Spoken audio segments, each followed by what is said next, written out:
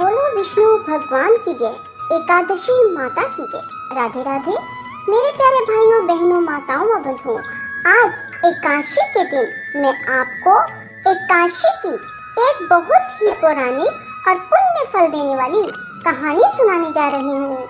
बंधुओं, इसे प्रेम पूर्वक श्रद्धा भाव से सुनिए। एक बार एक राजा की दो बेटियां थी।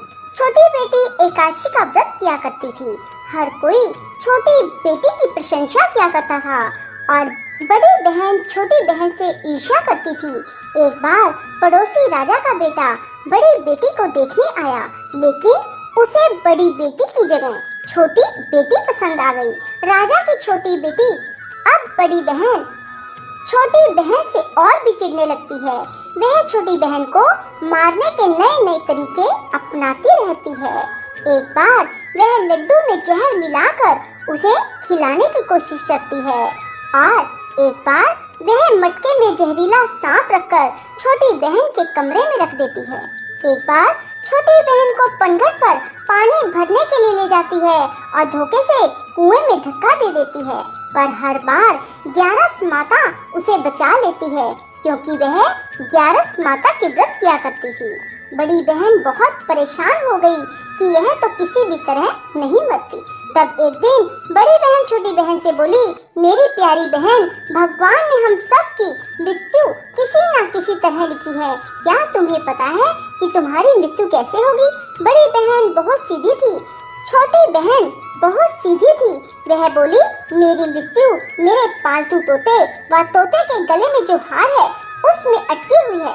यदि कोई मेरे तोते को मारकर उस हार को लेकर पहन ले तो मैं मूर्छित हो जाऊंगी और फिर उस हार को उतार कर कहीं रख दे तो मैं जीवित हो जाऊंगी। उस रात छोटी बहन अपने पिता के पास गई और बोली, पिताजी, मुझे शक है, यदि मैं मर जाऊं तो आप मुझे जलाना नहीं, आप मुझे हमारे पुराने महल के कुएं के पास झोपड़ी बनाकर खाट पर सुला देना। राजा बोले, बेटी तुम ऐसा क्यों बोल रही हो? 2-3 दिन बाद तो तुम्हारी शादी है। तब छोटी बेटी बोली, पिताजी, समय का कोई भरोसा नहीं। इस तरह शादी वाला दिन भी आ गया। शादी वाले दिन बड़ी बहन छोटी बहन के पालतू तोते को ढूंढती है, पर वह उसे कहीं नहीं मिलता। तभी दरवाजे पर बारात आ जाती है। वरमाला का कार्य संपन्न हो जाता है। फेरों की रस्म शुरू हो जाती है। उधर बड़ी बहन तोते को ढूंढ लेती है और वह उस तोते को मार देती है। वहीं छोटी बहन के 3.5 फेरे राजकुमार के साथ पूरे हो जाते हैं। तभी छोटी बहन मूर्छित होकर गिर जाती है। उधर बड़ी बहन तोते के हार को खुद पहन लेती है। तब फेरों में सभी घबरा जाते हैं। सभी बारातियों में हलचल मच जाती है कि राजकुमारी को क्या हुआ। सब डर जाते हैं। तब राजा वैद्य हकीमों को बुलाते हैं। छोटी राजकुमारी को महल में ले जाकर लिटा दिया जाता है। वैद्य और हकीम राजा से कहते हैं, राजकुमारी ना मरी है ना जीवित है, हमने ऐसा पहली बार देखा है। तब राजा उनसे कहते हैं, बाहर जाकर बोलना कि राजकुमारी बेहोश है, अभी थोड़ी देर में ठीक हो जाएगी।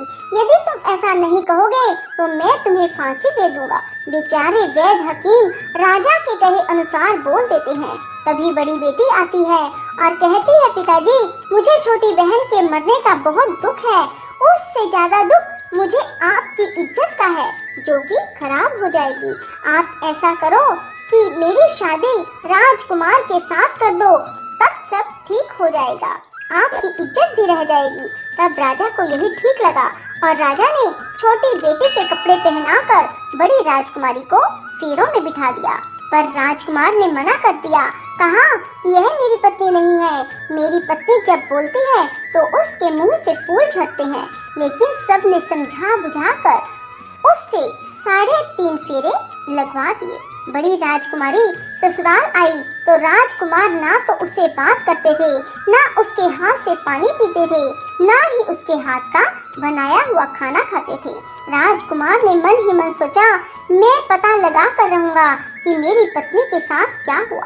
एक दिन राजकुमार दुखी मन से घोड़े पर बैठकर जा रहे थे कि घोड़ा वहीं जाकर रुका जहां राजकुमारी की अधमरी लाश को रखा गया था।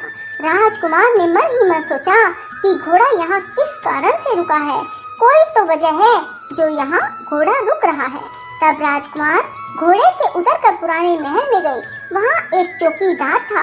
राजा ने पूछा, यह महल किसका है? तब चौकीदार ने बताया कि यह महल किसका है। तब राजकुमार समझ गए कि यह पुराना महल तो उसके ससुर का ही है। वहाँ खाट पर कौन सो रहा है? राजकुमार ने चौकीदार से पूछा। तब चौकीदार कहने लगा कि यह राजा की छोटी बेटी है जो शादी वाले दिन अधमरी हो गई थी। तब राजकुमार ने कहा कि यह तो मेरी पत्नी है, इसके साथ मैंने 3.5 फेरे लिए थे। तब राजकुमार ने चौकीदार से कहा, तुम किसी को ना बताना कि मैं यहाँ आया हूँ, मैं तुम्हें मुंह मांगी रकम दूंगा। चौकीदार ने हाँ कर दी और राजकुमार खाट के पास गया और बचे हुए 3.5 फेरे खाट के साथ ले लिए। राजकुमार उस दिन वहीं पर रहा और रात को भी वहीं रहा। छोटी रानी रात को खड़ी हो गई। उसने अपने पास अपने पति को देखा तो वह बहुत रोई। राजकुमार ने पूछा, बड़ी अजीब बात है, तुम शादी वाले दिन मूर्छित क्यों हो गई? तुम्हारे पिता ने मेरी शादी तुम्हारी बड़ी बहन से क्यों करवा दी, जबकि मैंने तुम्हारी बड़ी बहन को स्वीकार भी नहीं किया? तब तुम मुझे पूरी बात बताओ। तुम दिन भर तो मूर्छित थी, अब रात को जीवित कैसे हो गई? इसका भी राज बताओ। तब राजकुमारी ने अपने पति को तोते और हार वाली सारी बात बताई। यह भी बताया कि यह बात मैंने अपनी बड़ी बहन को बताई थी। एक बार मेरी बड़ी बहन ने मुझसे मेरी मृत्यु का उपाय पूछा, तब मैंने उसे पूरी बात बताई। मेरी बड़ी बहन मुझसे बहुत ईर्ष्या करती थी। उसने कई बार मुझे मारने की कोशिश की, पर ग्यारस माता ने मुझे हर बार बचा लिया। यह सब मेरी बड़ी बहन ने किया है। तोते के गले में जो हार था वह मेरी बड़ी बहन दिन में पहन लेती है और रात को उतार देती है। इसीलिए मैं दिन में मूर्छित रहती हूँ और रात को जीवित हो जाती हूँ। यदि वो हार मुझे वापस मिल जाए तो मैं हमेशा के लिए जीवित हो जाऊंगी। कोई बहन भी ऐसा कर सकती है? अब राजकुमार छोटी राजकुमारी के साथ वहीं दिन बिताने लगे। बड़ी रानी ने दासियों को भेजकर पता लगाना चाहा कि आजकल राजकुमार दिन रात कहाँ रहते हैं, पर उसे कोई खबर ना लगी। उधर छोटी रानी गरज से हो गई। एक दिन छोटी रानी ने राजकुमार से कहा, मुझे चाहे बेटा हो या बेटी, रात में ही हो, दिन में तो मैं मूर्छित रहती हूँ।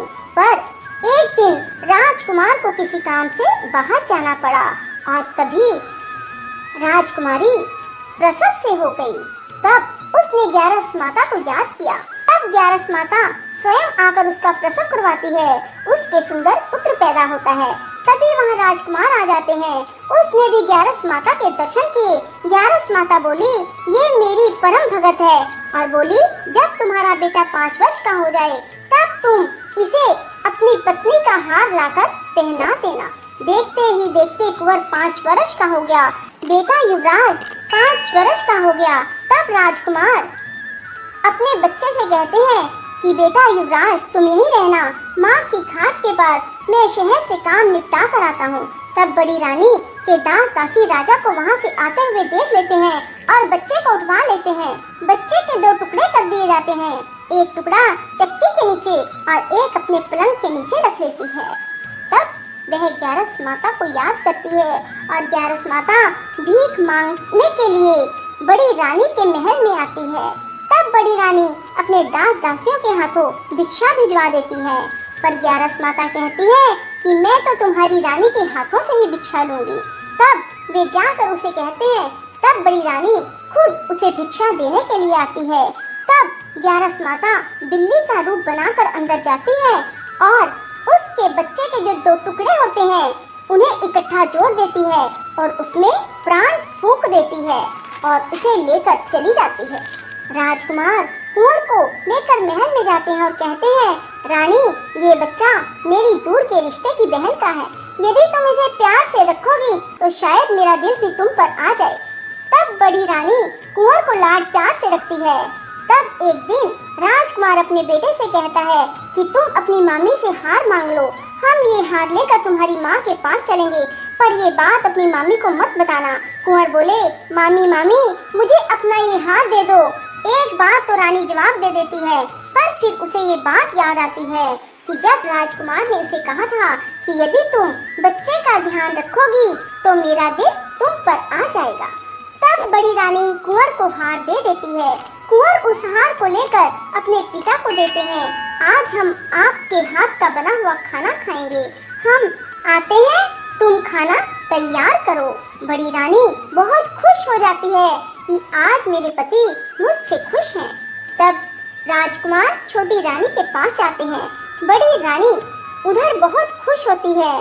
तब राजकुमार छोटी रानी को वो हार पहना देते हैं और छोटी रानी जीवित हो जाती है और महल में छोटी रानी और बच्चे को लेकर आते हैं और बड़ी रानी को अपने ससुर के यहाँ छोड़ने के लिए चले जाते हैं और उन्हें सारी बात बताते हैं।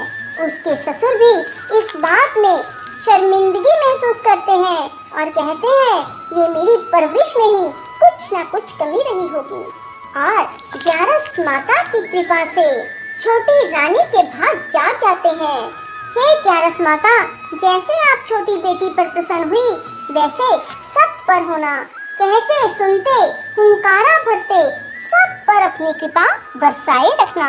बोलो ग्यारस माता की जय। राधे राधे, जय श्री कृष्णा। बंधुओं, यदि आपको हमारी वीडियो पसंद आए तो इसे लाइक करें और शेयर भी जरूर करें। साथ ही हमारे चैनल को सब्सक्राइब करना ना भूलें।